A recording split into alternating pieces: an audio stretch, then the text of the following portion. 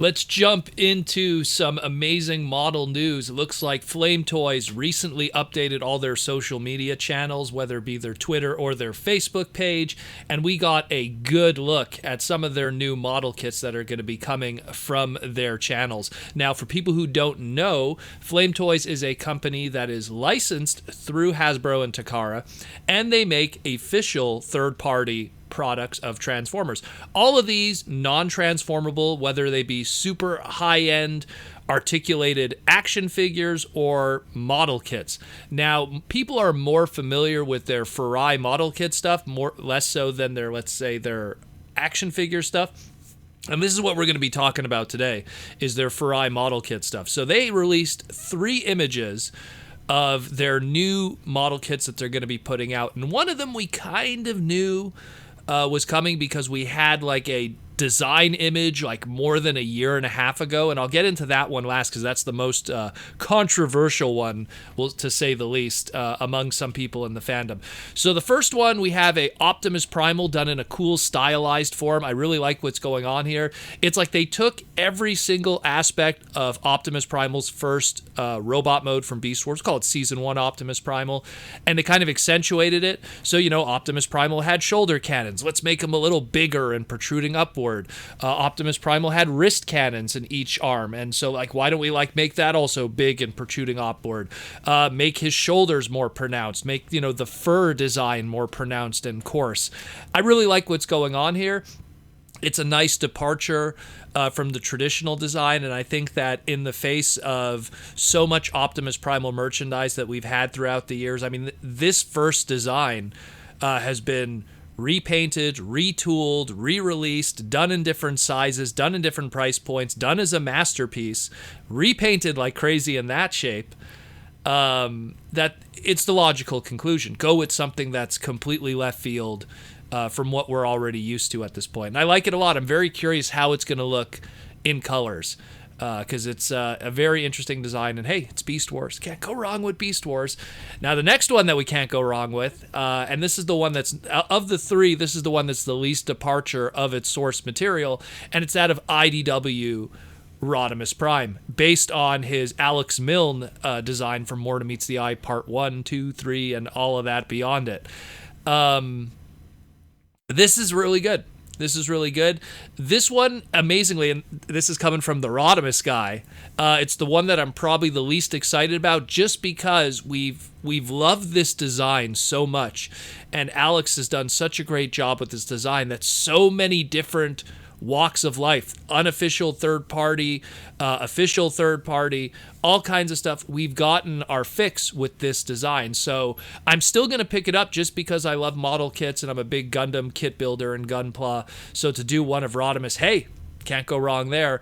But I'm probably the least excited about this one just because I got my, I guess we'll call it 3D plastic crack fix already through third party. And I mean, just looking at it right now from here, I like what I got. So this will be an official release of this design. Would have been really nice if it was a transformable item, but hey, it is what it is, and still really cool. I'm still going to pick it up for sure.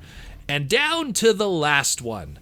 Now, the last one is the one that probably is going to have the most controversy, the most complaining. But that being said, though, this isn't something that's supposed to be really a surprise, because we were shown the designs for this more than a year and a half ago. Now, up to this point, a lot of the Furai model kits have been designed by Akira Amiyama. And he's notorious, Akira Amiyama, like, he's the one who did, like, he did the 2 ones that I just showed you here, the Optimus Primal and the Rodimus. He's the one that designed those, obviously basing them off of other people's source material, but he's, you know, he worked on Gurren Lagann. This is a guy who worked for Studio Trigger. He's done, SSS Gridman, Inferno Cop, Ninja Slayer. Like, he's someone has a history in the industry from a professional manner. But this Windblade here, The person who designed it is someone who has yet to design anything in the Furai model kit line, and is kind of the outlier in this. Almost in a lot of ways, it's kind of like how when Yuki Oshima from Kissplay kind of came into Transformers and his origin. Now, the person who designed this Windblade model kit is a designer by the name of Ban, B-A-N. And if you look into his history of what he has done prior to that, he's done a lot of different, statues and 3D images and merchandising design in the past, but it's all been of that more ecchi kind of design. For people that aren't familiar with what ecchi is like the tamer, sexual nature of depicting fictional product. Like people always associate hentai, that's the more hardcore, but he does a lot of ecchi kind of stuff. And even if you dive into his own private account of art and everything, it's very heavy on the hentai and ecchi kind of stuff. That's just his name of his game. That's what he does. And the same thing like Yuki Oshima with Kissplay, that was his origin. And when he was brought on to do official product, it was no surprise that we got what we got. That was Kissplay. So more than a year and a half ago, Furai Model showed us these design images of a Windblade, and it was done in color, and it was just sketch images of how it will look. And hey, I'll be honest with you, I kind of liked it. I like, sometimes realistic interpretations of Transformer characters. Like the funny thing is, you look at, let's say, Ox Design Rodimus, who's very upper body and bust and muscular and macho. Love that design by Ox Studio. That very Misamu Obari kind of design. But then on the flip side, I really like Alex Milne's IDW Rodimus also, which is a more thinner, sleeker, more human kind of shaped Rodimus design. And, I like different interpretations of the same characters. Transformers, it's in the name, transform. There's an evolution of design and changes throughout the years, and I can appreciate those changes. And I think it's the same thing here. Windblade, who's still a relatively fresh character. She made her debut up to this point. It feels like 10 years ago now. But she's still relatively fresh in comparison to all the Generation 1 characters that she hangs out with. And her designs have really just kind of been based in what she's looked like in IDW. And we've had different artists who've done, let's say, retailer incentive covers and alternate covers for Windblade stuff. And we got different interpretations of her design. And when we saw this sketch art done by Ban all those a year and a half ago, we kind of knew what was coming. And I don't have a problem with this design. I really don't. For anyone that's saying like, oh, it's sexualized, it's unrealistic body proportions, bro, women like that exist. You know what I mean? They exist like that all the time. All the time. And Windblade, in all honesty, if I have one complaint about this design, is that it really plays down the fact that she's a Transformer. A lot of her kibble that would show that she turns into a jet is very much absent here, which that's probably the only complaint I really have about it, is that there's so much of an emphasis on the female form that it's almost like they forgot that this was supposed to be a Transformer. Like, this is something that if you got like you see in the back there, there's some gyro and a little bit of kibble in the back that could suggest a wing, if you will, for a jet. But if you phased that out completely, this is just some geisha female form kind of figure. And it is what it is.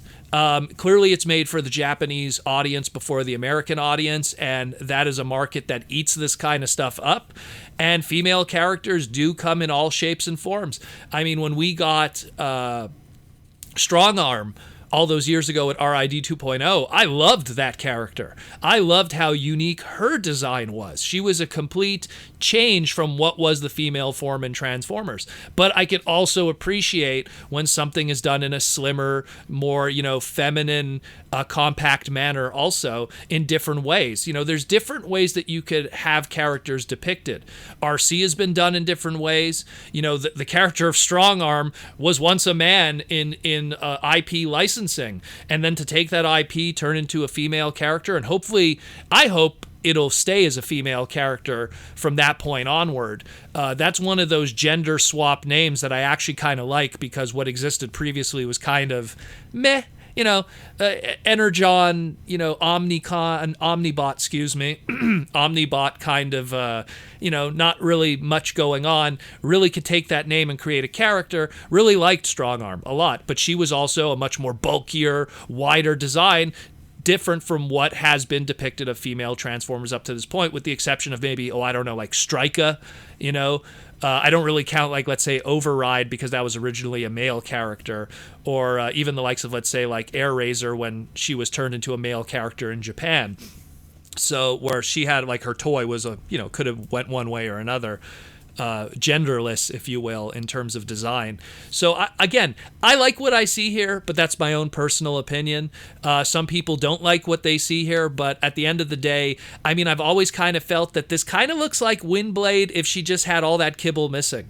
You know what I mean? Like, she kind of always had that form to begin with. It's just that the artist that they hired to design this, who has a huge history of already drawing that kind of style of art. And again, if you go look at his private art account, which, again, 18 plus, I'll just warn you now, you'll see that that's kind of the name of the game for him. So I'm not too surprised by this, not to mention by what we were shown a year and a half ago.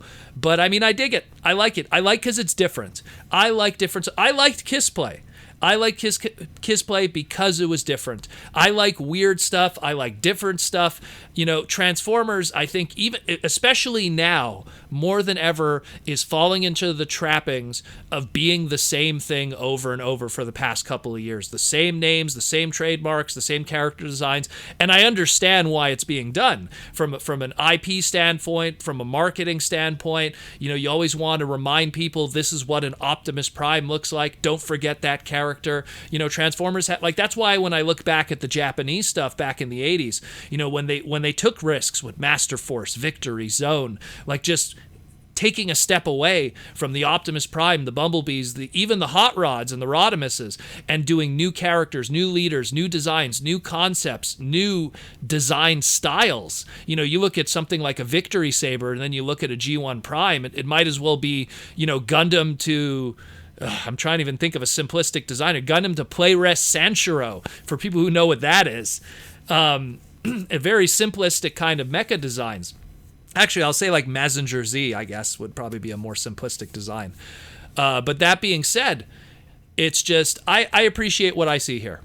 It's something where it's different, but at the same time, it's just a different interpretation of the character.